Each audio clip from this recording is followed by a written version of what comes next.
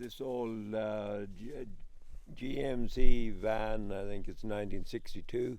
Uh, Back in 1979, it was my home, and I traveled from place to place, and I carried all everything I owned in it, and I had my canoe on top, and my girlfriend and I found this place in 1979, and we were come here to camp and make a base camp for the winter, and we now so it become. Yeah, I didn't realize back then, but that was his last voyage when I come up here. Over the years, it accumulated a lot more books, and now it's known as the library. So, and I imagine it's here to stay. I don't think I'll ever get back on the road again.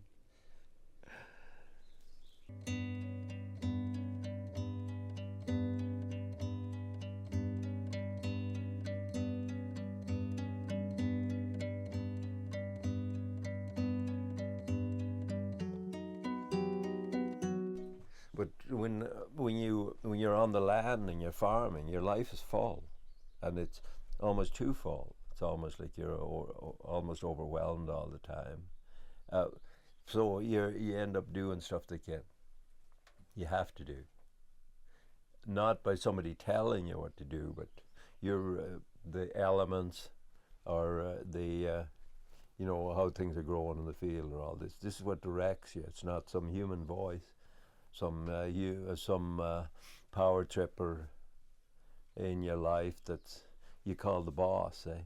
And I don't like to have that relationship with people that paid workers. I want people to come and work for me that aspire to do it themselves, that want to learn, and that works well. And it's not that they don't get rewarded. I just don't like that kind of relationship, because it brings you back to the union and the rules and all this, as opposed to working from the heart, eh? And if people that come to work for me are not working for the heart, they're in the wrong place, because the reward of going out there crawling rows in July is hard work. And if you're doing it just because you're going to get $11 an hour, it's not enough for that kind of work. But if you're doing it so you can learn to do it well, and someday do it yourself, then it's worth your while doing it. Yeah. My alone time is precious to me, and I have. I'm not really a type that will go visit. But yeah, most of my connection with people is through the stuff I do, and probably another reason why I'm not fond of machinery and tractors and so on, because it cuts out your communication with people. The hard work where you just industrial, just like I worked in mines and logging and all that, and it's brutal hard work. It drains you. And I can go and work in the field, and it actually makes me feel stronger.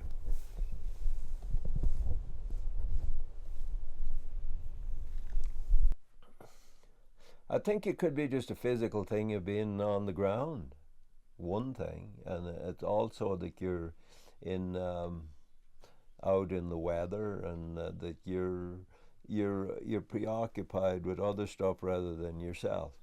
Like you're observant weather and conditions and all this. It takes you out of yourself, and I find that I have to get in the zone. Eh, like if I take a day off, that's probably the worst thing for me, because then I get to think.